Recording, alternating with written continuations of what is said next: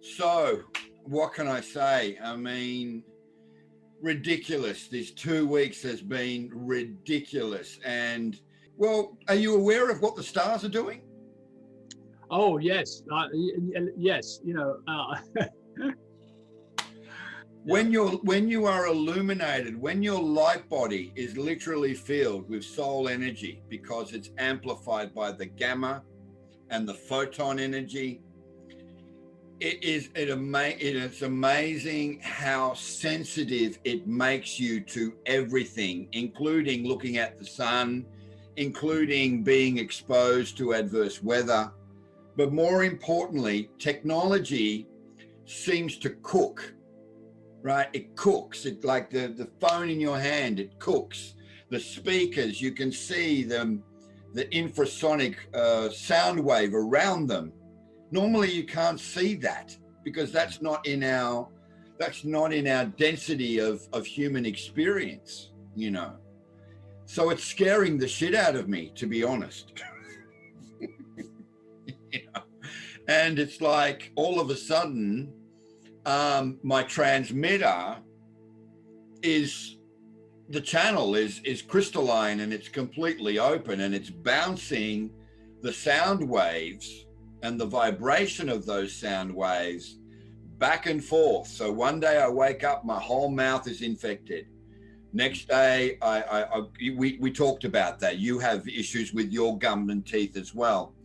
I think we received maybe some implants when we might have been in Lemuria or even Atlantis or even in Mars or something like that we've carried on. I don't know what the cause of it is going way back, but what I do notice is I use it as a barometer for my inner peace. Yeah. So I get infections in my gums if I get overexcited about something, particularly in a negative way. If I'm not offering up and letting go, if I'm pushing down and trying to force and change things, if my fear or anger gets out of hand, then my gums tell me about it. So it's not so important to me where this pattern was laid in, though I'm sure at some point in the future we will clear this pattern. What matters to me is that I can use it as a barometer for staying tuned to the Christ energy, really. Well, I'm glad you brought up the Christ energy, because I think we've got a very interesting dichotomy also taking place, keeping in mind that Mars in a fixed sign like Taurus, Earth, not happy. And the fact that it's aspecting Uranus direct, which only just come direct, not happy. And squaring off to Pluto, who is sitting there creating all these deceptive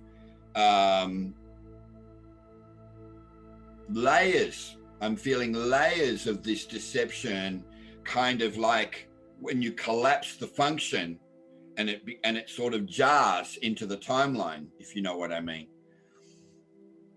Do you understand what happens when you collapse a timeline? Go through it again. I did get your language on that a couple of weeks ago, but I've let it go again. All right. Collapse the timeline. So we know that Pluto ultimately represents that of the underworld, right? It's that whole Poseidon. It's that whole kind of, deep as the sea, high as the sky kind of thing. Yeah. When it is squaring off to a planet like Uranus and a planet like Mars, and it's all within the fixed constellation of Taurus, very representative of the 0 point energy of, say, Orion and the constellation of Orion, then there's this jarring effect as the timeline continues to collapse. So what do you mean collapse? Do you mean that you're moving outside of the momentary influence of that square and you're looking at the eternal relationships between these things? Yes, that's the logos, yes. Yes, so when you talk about collapsing a timeline, you're talking about moving outside of the time-space continuum into the archetypal continuance of everything that's constantly manifesting in its own way. Absolutely, and Pluto is doing that through the astral realm. And because it's using the astral realm where we have the closest connectivity to those, for lack of a better word, those somewhat deceptive light beings, you know, the so-called angelic realm, the archangel realm and the like, which are not part of the Christ impulse, there's this emergence that's taking place of this antichrist or anti-apocal type of energy. And I really wanted to ask you if you've been feeling that. Oh, sure. I mean, the Antichrist energy, that's where we are, you know, that's where we are. So one of my teachers was Trevor Ravenscroft, yeah, and he wrote this book about Hitler and the occult, yeah. He was a reincarnation researcher, an occult researcher. He was a great follower of Steiner's, but he was also, as quite a few occultists you meet are, he was also a mess. He'd had a disastrous upbringing and a very difficult early life. And he, anyway, without going into his entire biography, Trevor was a very useful seer into the patterns that have affected society for the last 4,000 or 5,000 years. He could trace how one individual brought an impulse in a certain incarnation, and then in a later incarnation pushed at that impulse and developed it, so that the questions around human development that we are facing here and now can be seen as the fruit of the bushes of a line of plants that's been developed for 4,000 or 5,000 years. Yeah. Yeah. Specifically, when walled cities were first created, you have a whole change in human consciousness. Up until that point, we'd been nomadic, drifting across the surface of the earth, each tribe having its own circuit that it did over a 1, 2, 3, 4, sometimes 5-year period. But when we settled in cities, a whole new challenge in terms of societal hierarchy and individual self-awareness begins. Yeah. And you follow that through the last 4,000 years. You can see how churches, instead of being an attitude that was cultivated within the tribe, it becomes an attitude that is held within a building. Yeah. And at first, the building is a place of a temple that people come to worship. And then slowly the priests make it harder and harder for the people to get in there. But why do they do that? They do that because the spirit is receding. Yeah, the spirit that guided us when we were nomads slowly draws back and says, look, you're more and more on your own now. You've got to find yourself. Yeah, and the priests experience this as a loss. And in fear, they wall off the church, and then they wall a compound around the church, and then the church becomes the Holy of Holies, and they wall a compound around the outside of that, and you get this 3-stage separation between the spirit and the people. Yeah. And then the people are lost, and they're no longer led by gods and angels. They're led by laws and pharaohs and emperors and you know, so on. And that brings us slowly into the, let's say, scientific thinking, yeah, where you wall your thinking off from reality. Instead of being in relationship with reality, you say, I'm now looking at a reality objectively. My feelings are not to be taken into account. I'm just only allowed to use my thinking. And my thinking will create a theory, and then I'll test that theory. And if I prove that theory to be right, it becomes a church, yeah? And so science also separates the human being from their ability to think by saying this is true and your feelings and thoughts do not matter unless you go through this same process of separating yourself from reality and can produce a theory that is no longer connected to the genuine human experience, and then we will accept you into the priesthood of known scientists. Yeah? And slowly, in the last 40 or 50 years, we've been pushing more and more scientists out of this. And instead of saying science is a way of learning, a way of discovering what really makes the world, we've said science is a body of truth, and people who disagree with that are untrue. Yeah. So we've arrived at this situation where we are now, where science has become something that politicians say, I'm following the science, and choose which scientists they want to quote and discredit others. And as you know, the media tapes the mouth of everybody else so that only one, it's a religious approach. Yeah. And we're back to the walling off of the churches. Yeah. And it's a last ditch attempt to keep people in ignorance and fear. Because what's actually happening is the human soul is becoming more and more connected to reality. More and more people are waking up to, well, this is my genuine experience. It doesn't really matter what science says, what the politics say, what the law says. My genuine experience is this, yeah? And so people turn to more and more diverse forms of authority, and the media has to clamp down on any authority that isn't within the mainstream so that people do not activate their own genuine inner experience. Meanwhile, yeah, this is where Mars in this squaring stands up and says, no, I will push back against Uranus. I will push back against Pluto, yeah? I'm not having your authoritarianism. I'm not having your wild dreamerism, yeah? I'm actually standing in myself, yeah? And so then you can look at society as like an industrial wasteland. We have been trashed in the last 100 years. 100 years. Yeah? With the, well, let's say 200 years in all truth, when you get into automation, mechanical automation begins in the 19th century. Craftsmanship fails between about 1780 and about 1880 as industrialization and automation take over. And then you get the regeneration of craftsmanship and in the 20th century with the arts and crafts movement. As an expression, this is my field, yeah, as one expression of how people want to get back into connection, yeah. And then you have the disaster of the Second World War and Hitler taking the whole thing of idealism, because idealism built up in the first quarter of the 20th century with Blavatsky and Steiner and all that lot. There was a whole new age in the 1920s, yeah?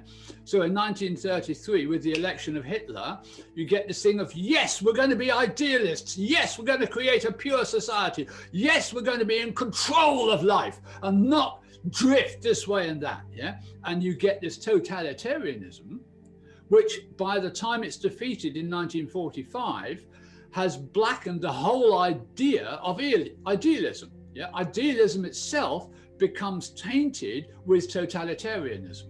And so idealism is trashed until the 1960s and the 70s when it begins to emerge again. Yeah? Yeah. So what we're facing now is a repetition of that. If you look into the what's that last book of the Revelations, yeah, you have the two beasts, yeah, and the First World War was the lesser beast. Yes.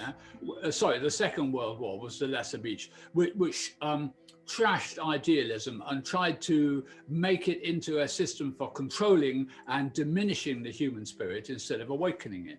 And now, with this greater awakening that's happening than happened in the 1920s, there's a new attempt to get control of human idealism, of human beings, and make them live in fear so that you can keep control over them. Yeah?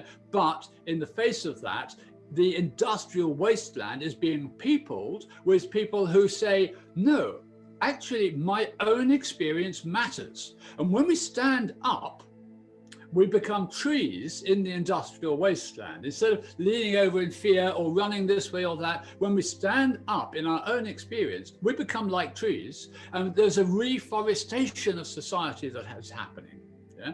And the forest, of course, is the cradle of life. Brilliant. Again, you know, I mean, articulate and well put, and to put it in the most simple terms, science has been dealing in finites and absolutes for a very, very long time of the evolutionary process. And now people are waking up to the fact that, hang on a minute, no, there are more questions and answers that are part of the idealism and the idealistic outlook than we once thought were available. And the reason for that is that many of us are experiencing what is known as a divergent timeline. And someone like Steiner talked a lot about it, that it's going to come in cycles. And this is, people say in the Hinduism, the pantheon, that we have finished the Kali Yuga and we are now in the Dwapara Yuga. We are moving up into the, for lack of a better word, that's crazy word, ascension. Gosh, I wish people would stop using it, really, because we're not going anywhere, as I keep telling everyone. But anyway, let's just humor them for the moment. The Dwapara Yuga is actually not here. We're in the extension, because there are no finites and absolutes, and science and the Vedas and all the other, idealistic teachings have not necessarily hit the nail on the head, and that there are greater expansive forces at play, hence the emergence of the Christ impulse that I'm only just experiencing now. And in exactly the same breath, in total juxtaposition, is the rearing of the Antichrist impulse that is generating a more intensified version of the divergent timeline. And that's where you and I and other, again, coining a phrase, the light worker or the illuminated light bodies are here to offer some form of neutrality and balance. But the truth be told, Tobias, we're very alone, man. We're very alone because our thinking is somewhat accelerated. It's somewhat... Yeah, I mean, you have to have taller trees. You have to have plants that break through the canopy into the light. And what they bring down through their sap into the forest floor feeds all of the plants. And that happens on an invisible level. Okay. Yeah. So one doesn't have to say to all the other trees, grow up, because you don't, if everybody's the same height, you don't have a tallest tree. And all forests have outstanding trees. Yeah. And so if you wish to really journey towards the light, you will rise above the canopy. And that's okay, because the way you live your life through that inspiration is the sap that flows down from these high leaves into the forest floor and feeds the whole community. Agreed. But let's also take into consideration that the respiratory and transpiration of the plant need to be in perfect alignment in the harmonic resonance of its environment for that tree to have all the necessary components to be able to poke out higher in the canopy than everyone else. Yes, that's right. Yes. Maintaining and sustaining that value or that energetic value in this day and age with all the compressive and oppressive energy that's coming in from, for lack of a better word, the amplification of our ignorance, that's really hard to deal with, Tobias. It's really tough. Yes, you see, but there are more people who are changing their inner life in this lockdown than you would imagine. Yeah, and there are a few like you who are willing to appear on the net and speak about how things are.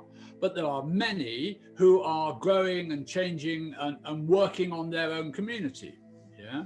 The number of people I'm in contact with who are involved in community organizations, regeneration, support of community. And it may be anything from small as a mental health support group to as large as a farm that's getting people in for soil experience, for project encouragement, all sorts of things. Yeah. So, I mean, right next door to me, there's a Goethean study center opening this year. And Goethe is the key to this whole thing, because Goethe's approach to science is that the consciousness of the scientist is in the experiment is as important as the substance of the experiment. And that if you want to be a true scientist, rather than just create these walled off objective ideals, then you have to work on your development in harmony with working on the scientific subject you're working on. Yeah. So there's a college just a few miles down the road, started by Schumacher College. It started by that Indian idealist who walked from India all the way through Moscow to London about 40 years ago. Okay. And he set up the smallest beautiful school in North Devon, and the Resurgence magazine. I can't remember his name right now, but very interesting and valuable contribution to the awakening of society. But that college has been teaching new science for 20 years. And people have come from all over the world, from Alaska, from Australia, from Portugal, from, the centers of the continents to study here, and then taken these impulses back and are working in different fields in the world. Yeah? Satish Kumar, that's his name. Satish Kumar, look him up, fascinating fellow. All right, I'll check it out. So the Schumacher College that he started is also now swinging towards Goethean science. It also has realized that it doesn't matter how much you bend traditional science towards the ecology and awakening, it will only go so far because it remains an objective science and treats the world as object. Yeah, but the Goethean science treats the world as relationship, which is where the world wants to be. The world manifests because it wants to be in relationship with the human being. Yeah. So with Goethean science, you go back to the beginning, you start the whole of your question of how does the human being understand the world he lives in from the ground up, and you recreate the whole thing. Yeah. And there's some very interesting books and theses on Goethean science coming out at the moment. The whole question of how do you apply Goethean scientific techniques to the present exam system, yeah, in which people are asked to put down objective ideas in tests in order to pass the tests, So the system is changing, yeah? And while a lot of people are running down the fear road and are looking for something to make them all right, whether that's a safe job or a safe jab or a safe philosophy or a safe income, yeah? Those who are seeking safety, as you say, they're on one side of the divergent timeline, and they will follow the bit called the sheep in the Bible. And those whose thinking leads them up the mountain of awareness, they will follow the path called goats in the Bible. And there is a separation happening, and it will last for centuries. But eventually, the goats will be able to mingle with the sheep again, and everybody will gain from that, because sheep are good at community. Very good, very good. Yeah, and goats are good at ascendancy, and this is where human evolution is at this point in our development, and we need to take a 10,000-year view and not a 5-year view, because 5-year view is disastrous. Now, putting things back into practical context, but let's stay in the esoteric for just a moment. Goethe sounds incredibly informed. And I'm wondering where he drew his own knowledge and his own scholastic education from, who he drew from, what well he drew from. But we can get to that. I want to stay with that for a moment, because I'm trying to ask myself. Remember, it's when I look through the mirror of this experience, that is the earthly existence, the only thing beaming back is myself, either as a teacher or a student. For the most part, I've been the teacher, but really in my own individual capacity, I've been the student. I've been perceived as the teacher, but in my own personalized, transpersonal journey, I've been the student. And I'm wondering if we're gaining the mastery, that's mastery to understand that, to start with, because it means that we have this ability to regress when circumstances, when environment, when social, economic landscapes play out the way that they do, we can become incredibly regressive, but we can also become progressive. And the student can be regressive and also progressive. And the teacher can be regressive and also progressive. And this, again, is one of the Steiner kind of encompassing larger philosophies. So I ask myself, why am I at the moment taking, for example, a practical experience in WhatsApp, right? WhatsApp is now a controlled medium for communication and data farming. We know that now, okay?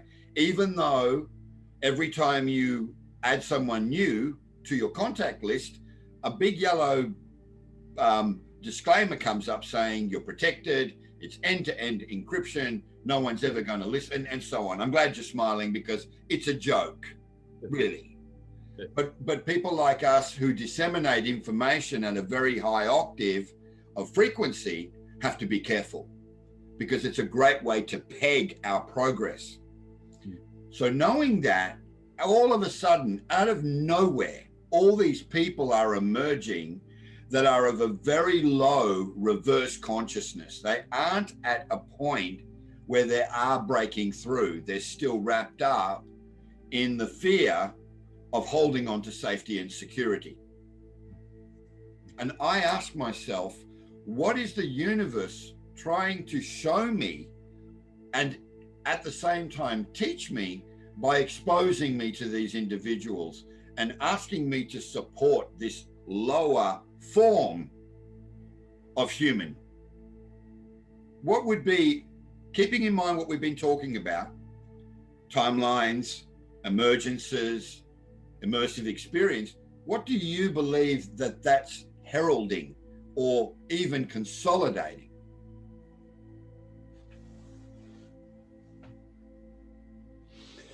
It's like this, Mike.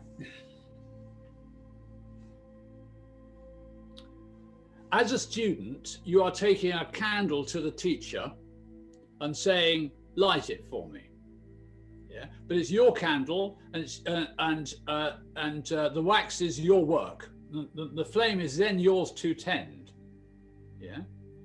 As a teacher, you are taking your candle into the dark and you're trying to light other candles from it.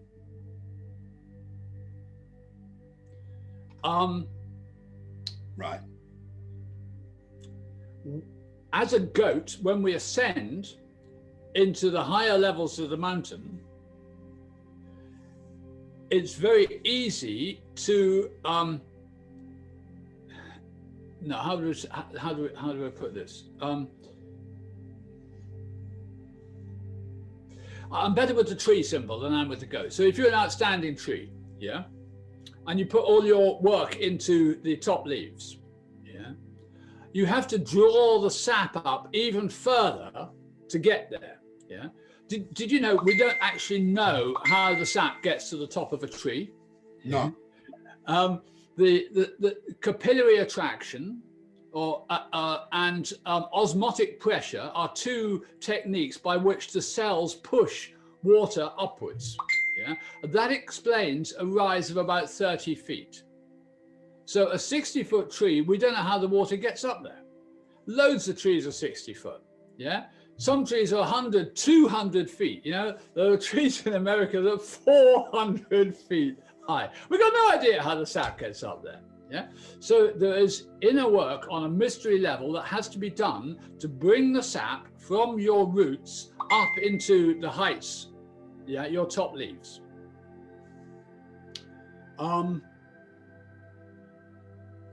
And the sap that reaches the top leaves is a fairly weak sap. It's mineralized water, basically. Yeah. And when that goes out into the leaves drawing in the carbon dioxide from the air in the light transform this mineralized water into rich carbohydrates, the carbon from the air is blended and new carbohydrates are created, the making of which we have no idea of. Okay. Yeah? And these carbohydrates then have to travel down in the underbark all the way down in order to feed the roots and grow the roots that make you stable. Yeah? The winds will try and blow you over. The frosts will try and beat you. Yeah? But if your roots are strong, then you can still hold this high crown up. And in order to strengthen your roots, you have to feed the learning from the leaves right down into the roots and grow those roots stronger. Yeah? And when people come towards us who challenge us out of their fear, what they are actually asking for is for their fear to be healed. And in order to do that, we have to go deeper into our own fear that we've risen above and are no longer subject to. And we have to re-examine that fear in order to put our roots in deeper. Yeah. So it's a re-examination. It's a re-examination. When somebody brings a challenge towards us, either it's easy to deal with, in which case we've sorted that area, or it's painful and degrees in between. Yeah. But if we haven't sorted that area. Yeah. So if somebody's challenge hits us and hurts us, then we need to say, wow, which part of myself do I need compassion for in order to bring an answer to this person? Yeah. Now, it could be that they are working consciously or unconsciously with a demon that we can't sort. And that might be that they are actually a deliberate troll and part of the 77th Brigade or something like that, whose paid aim is to subvert educational discussion on social media. But it may also be that they are simply hounded by a fear that they haven't resolved. And it may be that we can't resolve that. It may be that we have to say, you know, I've said what I've said, and if you can't accept that, then there's nothing more I can offer you. That's right. But if we say to them, if you can't accept that, you're a fucking idiot, then we are still caught in our own pain. Yeah. So these are the degrees of how to deal with this kind of thing.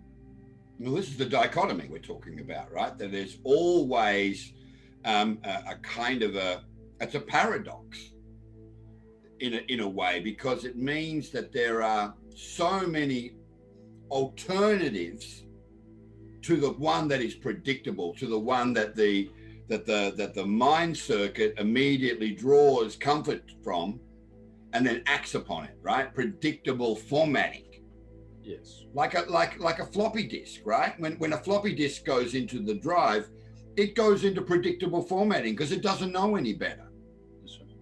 Yeah. So what I'm trying to say is that I've been asking the universe, of which I am a particle of God, and I am and I'm imbued with the same capacities and capabilities as the Creator, that please, I have mastery here. I don't need any further induction, or I don't need any further tuition when the dissonance is obvious to me, and it's a very simple question of saying, I'm not the right person, please.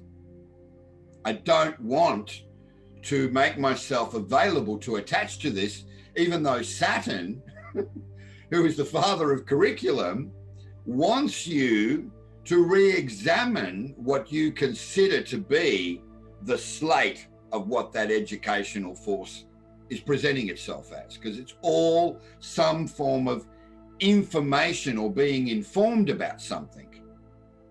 And that's what I believe that these expressions wrapped up in these relationships are doing. They're trying to inform me that, do I want to be predictable software here and spit out what is considered to be a rote memorization of a fact that everybody else preaches in the spiritual community? Or do I want to be truly resilient, truly sovereign in my power, and simply say, I'm sorry, it's not for me, I can't help you? I want to know that I'm being supported in making that conscious choice and exercising the decision I've made?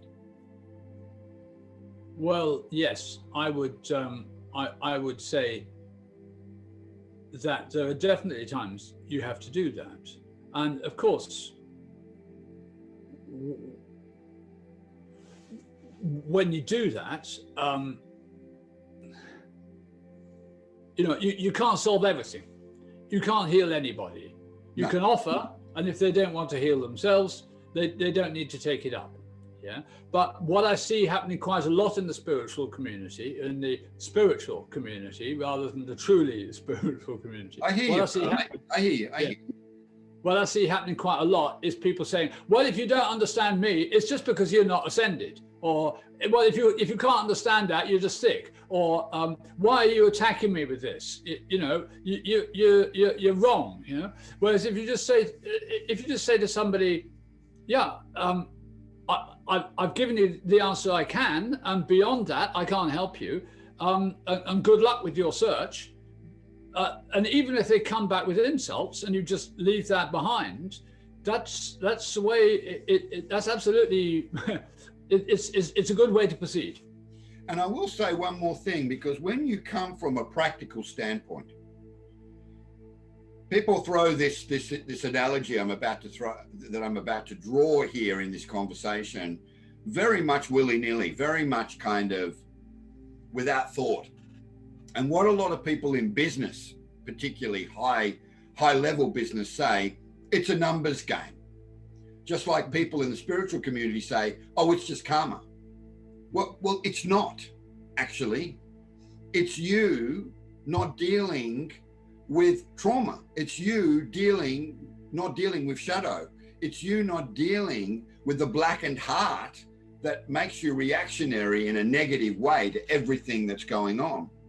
Now, when someone who is more illuminated through experiential value, please, big difference.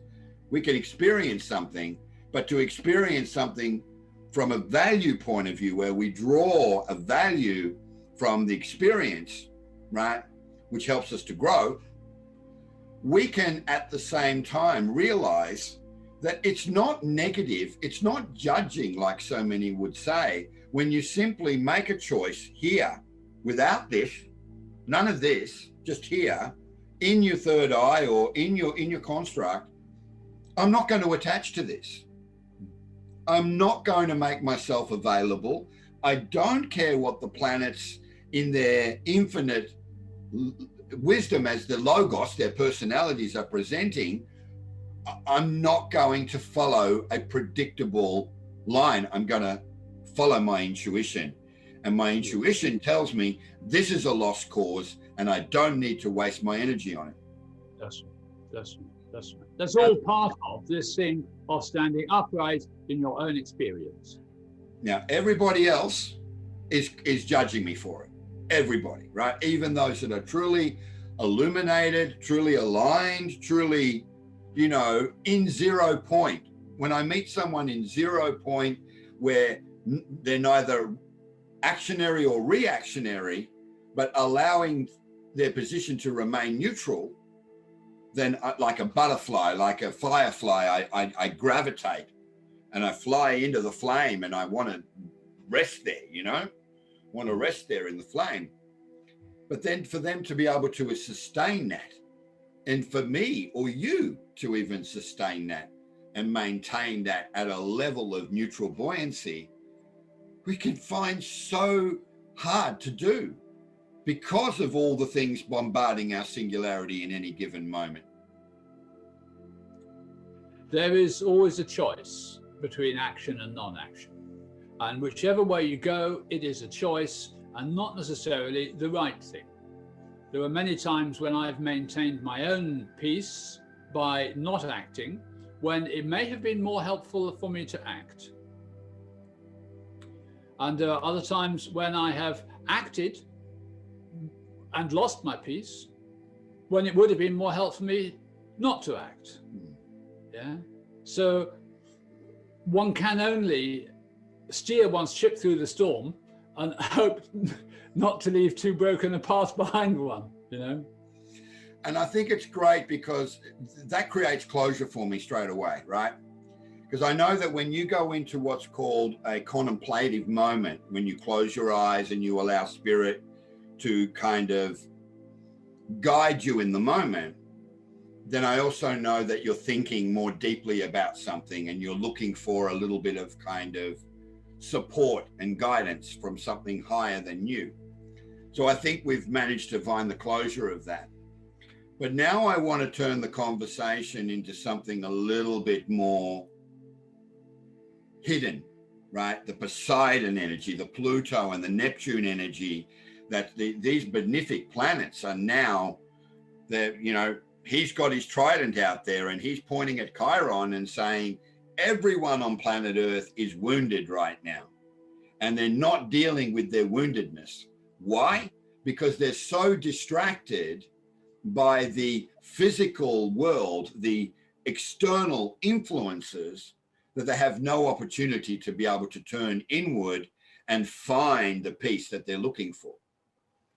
And putting it into context, there was the energy that was incredibly obvious pre-inauguration in the United States, and then the energy that was incredibly obvious post-inauguration, when we saw that particular, and I must say, I feel a little sorry for the way that Trump was kind of just discarded in a breath, in a way. Even his own party kind of made their voice very, very clear during the impeachment process, that we really weren't thinking it through, and we want to claim that we were a little ignorant and all that. And at the end of the day, he served a purpose. Wouldn't you agree? Trump definitely served a purpose. He definitely did. He woke, particularly through Q, he woke millions up to the existence and the threat of the deep state. But whether he was ever a solution to the very real problem is more the question for me. If you look at what Trump actually enacted rather than what he said, you get a slightly different picture.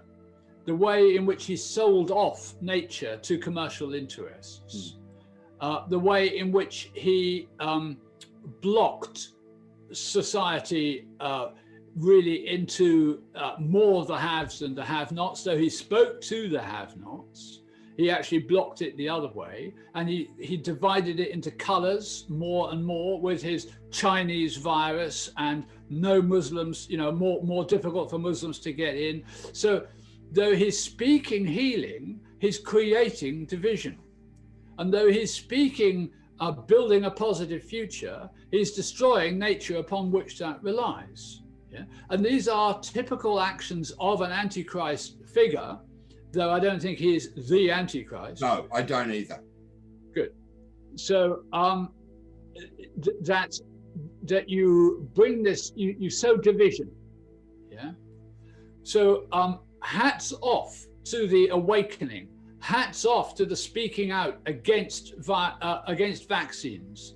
Hats off to the speaking out against the tyranny of mask wear and obedience. Yeah. Hats off to awakening to the tyranny of the dark state and the CIA as really the destroyers of everything good in society that they can get their hands on. But as an actual healer, he hasn't got it. Okay, good. At the same time, there's a false flag around the reinforcement of this totalitarian ethos, which underpins all of this. Yes. There's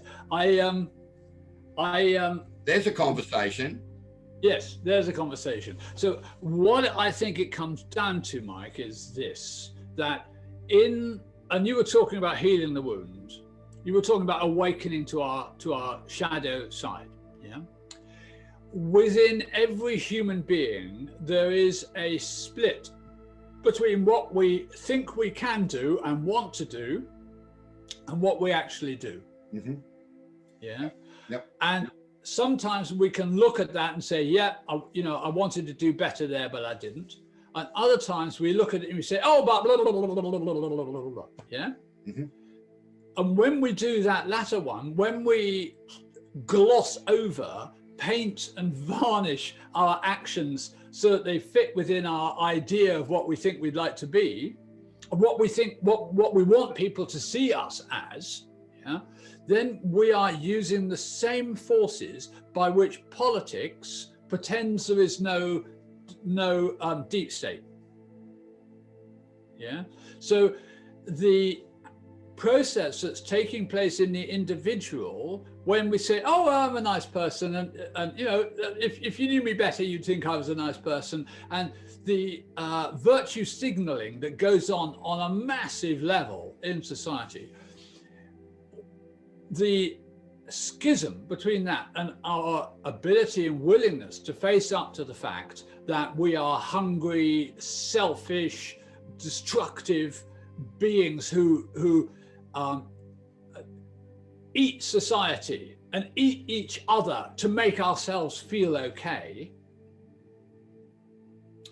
then you're looking at the same process, as in politics. And it's only when we go, wow, look how selfish and negative I can be. It's only when we go, look, in that situation, I recognize that those human forces in me that I'm not uniquely guilty for, but those human forces in me that want to destroy, attacked somebody I was pretending I was helping. That's right. That's right. And only when we begin to pick these up and say, whoa, this is what it is to be human. I suffer from being a destructive being where I want to be a creative being. Yeah? Only when we pick these up can we begin to sort the schisms that Trump brought to light. Yeah? Go on. Yeah? Well, raising a militia or destroying the police force or, these things which have been touted as answers in the last couple of years are like saying, I'm going to destroy my negativity. Yeah, you simply amplify your negativity by setting out to destroy it. You become more destructive by trying to destroy your destructive nature. Yeah, very good, very good. In a way, within evolutionary cosmology, Trump was the signal, the transmission signal, heralding the arrival of the divergent timeline. Yeah, so it's a good way of looking at it. Beautiful, right? Really. And because of that, then I look at now the inauguration, and who would have ever thought that there would be 35,000, National Guardsmen with guns cocked, literally covering every part of the perimeter and keeping the inner sanctum. Remember, the inner sanctum, that's where all of the true Antichrist expulsion of that energy is taking place. Have we arrived to physically experience in first-hand Joe Biden as the representative of the true Antichrist energy, I ask you? Well, time will tell on that one. The signature of the Antichrist is that chaos is created, more and more chaos is created until the whole world is crying out in pain. And then the Antichrist comes and says, I can solve this for you. Just do what I say. Just follow me, and we will create peace and goodness. And it will be an amplification of the capitalist society in which you have the haves and the have-nots and the division between them. But it will be an amplification on a soul level. And I can't say more than that at the moment. But whether Biden is that one or not, I don't know. I still do think that Trump may well have acted like St. John in the desert, saying, one comes after me whose sandals I'm not worthy to tie. Yeah. So I think you're right. Trump is a herald of what is coming. And this division, which at the same time is awakening. Yeah. millions of people now are talking about the deep state who wouldn't have looked that way before. So it is a signal of awakening. And if those who awaken can also say, and in fighting that, I become part of the problem, then the awakening turns into ascendancy. Let's also look at the thing, and again, from a practical standpoint, that Biden represents democracy. And democratic, let's stay with it for a moment, and democratic principle and practice is based around the growth or the support of growth for private enterprise, for business enterprise, okay? For those that are leading the charge in developing technology, for those that are leading the charge to streamline and simplify our lives, to make things more accessible. They're talking about what is known as a universal currency, a universal, what's the word they use? They use it as a, you're going to get this money, this allocation, and you're going to be happy, but you can't own anything. That's the trade-off, right? There's no more ownership, because ownership is what generates separation within the classes. It's what creates a hierarchy at the end of the day. So my question in the bigger picture is that if we knew that Trump was to a degree a beacon for the arrival of the divergent timeline, and Biden in reinforcing democracy, but in a very sinister and insidious manner, right? Supporting those that, you know, pave the coffers, you know, keep the coffers nice and high. Those companies are going to reinforce something that many people on the planet aren't even aware of. And I'm talking about technocratic, right? The technology, you know, monopoly that's taking place, which is leading to, again, using the right word, reinforcement of transhuman agendas. Yes. Let's talk about that for a moment.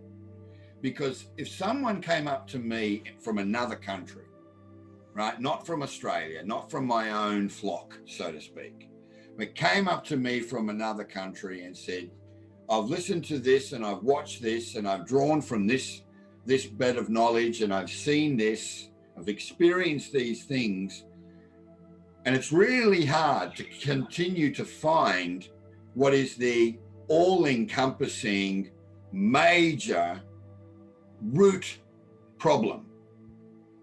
What would it be, Mike? And the short answer, without thinking about it for 2 seconds, would be the embracing the engagement of the transhuman agenda. Because I believe that the transhuman agenda is what took all the other galactic species. Let's get rid of the word alien. I don't even believe in aliens. I think we're the aliens, truly. I really do now. And I was a huge advocate of the ancient astronaut theory for tens of years, you know, massive, believing so many of the conspiracy theorists at the end of the day. But now in my mastery, right, because that's what it is, wisdom is mastery, but mastery based on genuine personal experience, not from books and not from all these external forces of other people's stories, but my own story, right? And as a course of that, I believe that the more that we merge with the transhuman agenda, the more we become cyborg, the amalgamation of machine and human genetics, the more we lose ourselves to spirit. Spirit becomes intangible. And Tobias, no one's talking about this. Not many people are. Not many people are. There's a guy in the States runs the Anthrotech movement there. He's talking about it on the internet.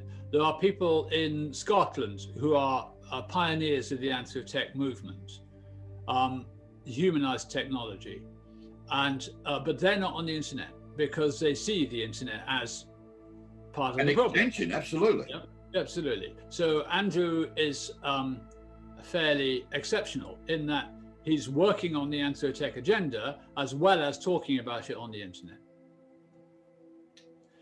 Now, leaving that aside for the moment, the Black Mirror. There's so many themes weaving here, yeah, and so many ways of approaching it. So we'll just look at the Black Mirror for a moment, yeah. The Black Mirror, of course, is the screen. Yeah, when you switch it off, it's black, and you see your own reflection in it. When you switch it on, you get human culture thrown at you, yeah, and in a sense, that's also your own reflection. And if you go onto social media, then you type in your thoughts and feelings, and you get replies back. Yeah, that's very much your own reflection. Yeah. So the Black Mirror. In the is it Snow White? Yes, it is, isn't it? What exactly? In the Snow White myth, the queen, the false mother, the wicked queen looking at mirror, mirror on the wall. Yeah. That one, mirror, mirror on the wall. Yeah, that mirror is reflecting her back to her as the most beautiful person in the world. Yeah, I mean, that's what we're looking for on social media. You type in and people go, oh yeah, aren't you lovely? Or yeah, I agree with you there. You know, and you get your what's called an echo chamber. Yeah, this is that same experience. You are the most beautiful. Yeah, this is what the everyday self, the shadow self, the ego, the Freudian ego wants. It wants to be seen as the most beautiful. Yeah, so and it's said very clearly in that fairy tale, this mirror is evil. Yeah. Another way of saying it, this mirror is black. Yeah. So this is what's happening. And who is Snow White? Snow White is the innocent soul. Snow White is the life force in us. Snow White is the joy in life itself in us. Yeah. And that is thrust out into the woods. Yeah. Kill it. Yeah. But it doesn't die. No. Because the forces that we sent to kill it are only obedient to us up to a certain point. Yeah, but because they too are life. Yeah, even though they're working as a huntsman, as a killer of life, they are still life. Yeah, and then Snow White finds the dwarves, the underground forces, the subconscious forces. Yeah, the planetary forces. There are 7 dwarves, 7 planets. Yeah, they're streaming into us, and they keep us alive. They feed us. Yeah.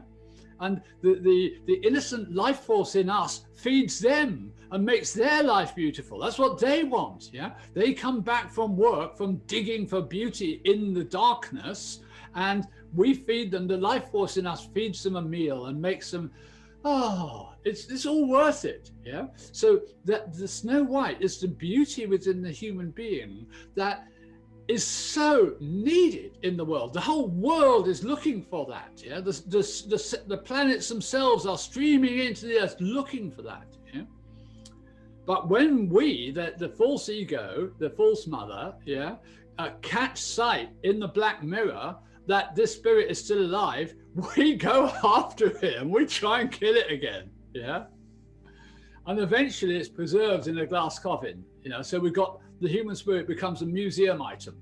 Yeah. And now, at last, we get somebody who is spiritually awakened, who is upright in themselves, a prince. Yeah, and it doesn't matter whether it's a male body or a female body. Yeah, the uprightness in themselves is a masculine ability that every human being has, same as compassion and caring as a feminine ability that every human being has. So we're all balanced in us. Yeah. So the Prince force finds in the museum consciousness of the human being, look, there was a life force. Look, there was a princess. Look, there was something which celebrated beauty and joy. I want it. I want it. Yeah. Yeah. And in our rush, we break the museum consciousness. You break the museum consciousness. Yeah, and the life force goes, and comes back to life. Yeah, but to do that, we have to turn away from the Black Mirror. Well, my brother, do you believe we have the courage to do that? As I said, What's that, snow falling off your roof? That's a giant possum who was echoing what I just said. Do you think we have the courage?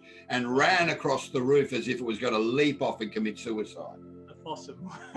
Huge things. They're massive. They're massive things.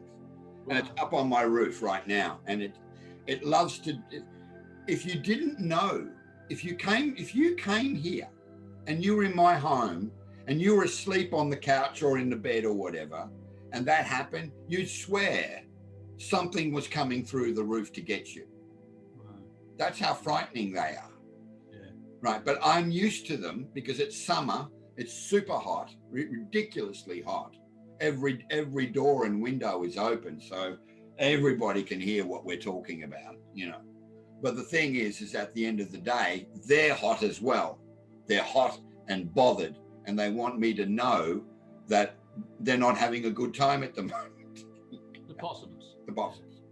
But let's continue, because I think that is probably the finest and yet most simple analogy of understanding the human condition that I've ever heard. And if with your permission, I'd love to spread it out there, you know, and let people know that it's a very straightforward way of looking how 1 minute we've got life force, next minute we think it's there, we're looking for it, it seems to be there, but then we're kind of wondering, well, is it there? So we're looking for it again, and then all of a sudden, when it's all said and done, it's there. We have it in abundance. We just need to look through the right lens to see it. Now, one of the things you said, which was really clear, was this need, right? Let's not talk about want. This is a need to feel whole, a need to feel the force of life. So what would happen if advanced humans, that is working in a parallel dimension, not in the sky on another galaxy, but in a parallel dimension to our own, and able to move seamlessly in and out of the frame of reference of the quantum and unified field that we occupy.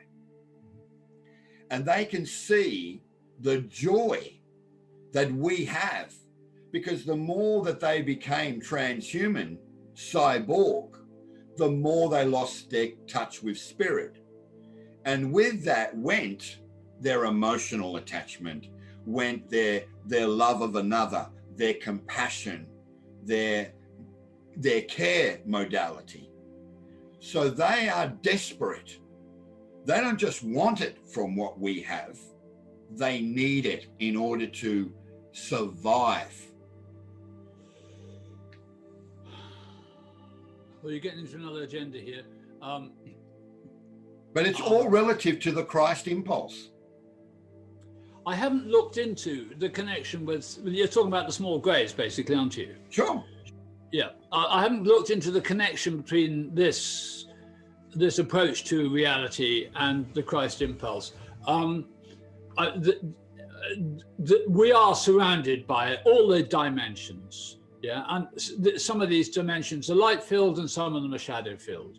And at this stage in our evolution, most of us don't have to learn how to navigate all of these. Yeah, but when we deal with the actions that we are involved in our own lives, the reverberations from our own actions change the nature of these other dimensions. Yeah, so when we seek to bring the light that I am into harmony with the darkness that I do, and to not into harmony, into relationship. Relationship, yes. Yeah. So then out of that relationship, there's an increasing harmony between what I think I want to do and what I actually do. What I actually do, yeah, good point. You take the poles and you develop a relationship between the poles, and that brings about an ability to bring them more and more into connection, and then a harmony arises from that. And this is something which takes many lifetimes. It's a very simple way of saying that is enlightenment, yeah? That what I think I want is brought into relationship with what I actually do, yeah? And you see that again in the Snow White myth. Yeah, the first thing that the queen takes when she finds out that Snow White is still alive, she takes a comb and sticks it in her hair and fixes her thinking.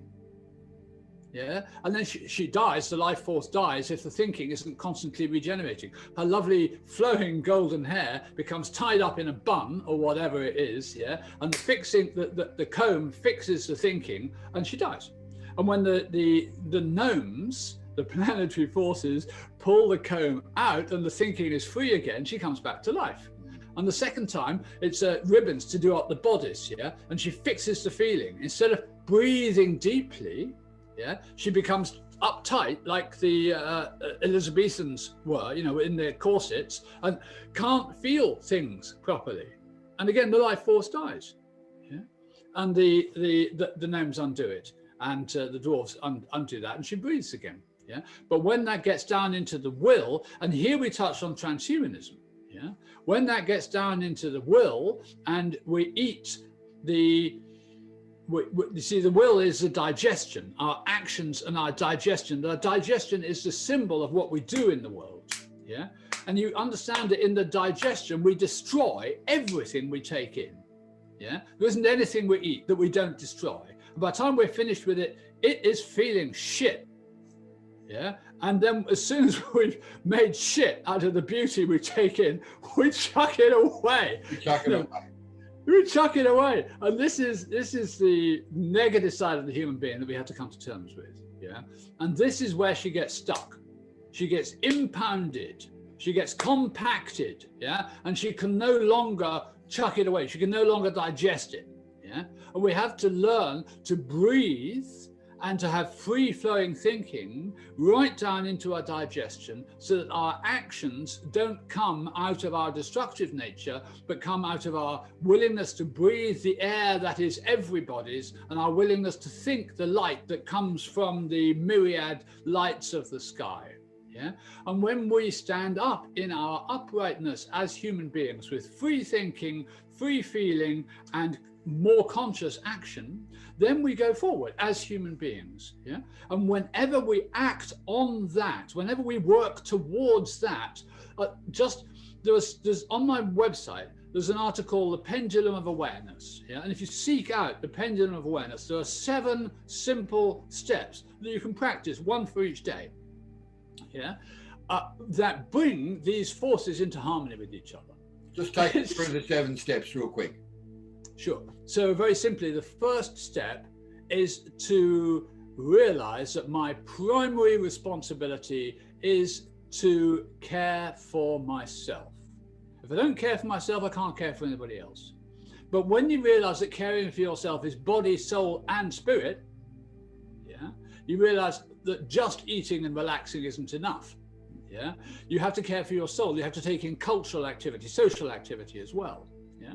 And you have to care for your spirit. You have to take in spiritual activity, whether that's reading or learning about wonderful things, or whether it's meditating or whatever. So, and then just in caring for ourselves, we have to bring care for body, soul, and spirit into harmony with each other. So the first principle is care for yourself, body, soul, and spirit. Yeah? And the second principle, in order to bring that one into harmony with the world, is how does the world look? Take an interest in how does the world look through another person's eyes. Yeah? So this might be just a person at the checkout, or it might be the person on the other end of the Zoom call, or it might be somebody who's written you an insulting comment on social media. Yeah. So how does the world look through their eyes?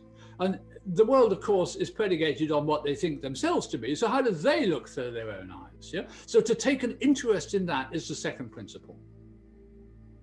Yeah. The third principle, coming back closer to the self, is my own experience is true. Yeah. So when you accept that my own experience is true, you recognize that you are the center of the created world, because you're creating the world. Yeah? Yeah. You're the center of your world, particularly. You're the center. Nothing happens in your world that you don't have an influence on in one way or another. Yeah. So when I accept that my own experience is true, I begin to stand upright in myself, but I potentially also come into conflict with other people. Yeah? So I have to learn to relativize that while staying with the principle. And the relativization of that comes in the next principle, the fourth principle, which is I don't lean out too far from myself. I remain upright inside myself. Yeah. So if my own experience is true, leads me into conflict with other people, then I'm leaning forward too much. Yeah. If trying to maintain my own experience is true makes me afraid of other people, no, don't talk to me because you might spoil my relationship with my own experience, then I'm leaning back too much. Yeah. So I have to be upright in myself, not vacillating, not being aggressive or even too loving, and nor being too objective, too cool or afraid. Yeah? So standing upright in yourself is the fourth principle. The fifth principle is this: to bring your decisions and your actions into harmony with each other. That's what we were talking about a minute ago. Yeah. So you have to look at your decision making. Are my decisions actually actionable, or are they in dreamland? Yeah. And are my actions in relationship with what I actually want to do, or are they me just pretending that, So the relationship between decision and action. The sixth principle is to find gratitude for everything. And it's easy to be grateful for the sunlight that's shining through my windows right now. It's easy to be grateful for the food that I get from my meals. Is it easy to be grateful for the fact that I have to go to work to earn a living? Where can I find gratitude for things that I have to do? Or even worse, where can I find gratitude for things that shock me, that come up against me? Yeah. And there's a shocking experience I won't go into the detail of in the last 6 months in my life that is playing out in very powerful ways. It's been immensely strengthening for me to work with the fact that a small group of people has decided that I'm the monster. Yeah, and they're acting on this decision that I'm the monster. We were, as I say, but wow. It's really made me more willing to say, no, my own experience is true. I am not the monster. The things that you feel that I'm responsible for lie in your own relationship with your own thoughts and feelings. Yeah, I didn't. So anyway, the gratitude for everything that comes towards us, good and struggle. And then the seventh principle is to bring these other six principles into harmony with each other. Yeah. And for that, you need forgiveness. You need to be able to say, yes, I wasn't considerate enough about somebody else, or, I didn't look after my own spiritual health. I looked after my physical or my social health. I had a great social experience, but I got pissed out of my fucking mind. And the next 3 days, I wasn't thinking clearly, whatever it is, So just acknowledge, how did I do? And offer up in forgiveness. And then also you become a softer person if you're more forgiving of other people. So these 7 principles are profoundly transformative, and yet they're so simple, and yet of course they're not easy because they're profoundly transformative. Absolutely, I agree with you, and I must say, and again, being upright, like you said, standing in your sovereign power, knowing that this experience is real for me. I have a mastery over a lot of what you've just said. And yet that mastery is a rather isolated, rather alone, rather a detached experience at the moment. It might not have been a year ago. There may have been a lot more rally around the light kind of thing, moth to the flame and all that, but not so much, because the fear is now so pervasive. And what I call our consciousness as a planet has become narrowcast. We only offer a very narrow band of somewhat regulated transmission when we deal from a conscious perspective with the world, with that lies around us, with our connection with nature, with our connection with each other. And so I must say that in an effort to offset the imbalance taking place between the divergent timeline and this new organic timeline that's re-emerging as well, perhaps the greatest principle to be broached here is forgiveness. What if we can forgive those that are so aptly and so obviously embroiled in the divergent timeline, but at the same time clarifying within intention, subconscious or otherwise, that we're not attached to it. And in the same breath, offering forgiveness to those who think they have the mastery, right?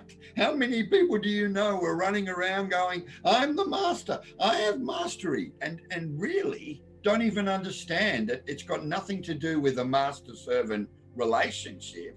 It's actually that you have attained a level of empowered enlightenment through recognizing experiential value in you. That's mastery, right? That's true mastery in my book. Probably a good place to leave it, Mike. Probably a good place to leave it. We've had about an hour and a half.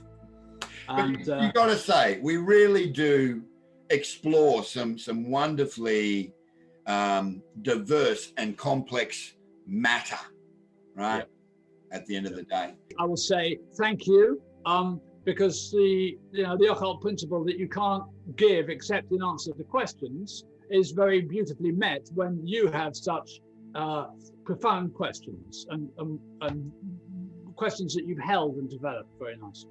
Thank you. So, exactly. And thank you for receiving, for being the receiver of that too, as well as the transmitter. You take care. You too. Bye, Mike. All right, my brother. Bye. Namaste, my friend.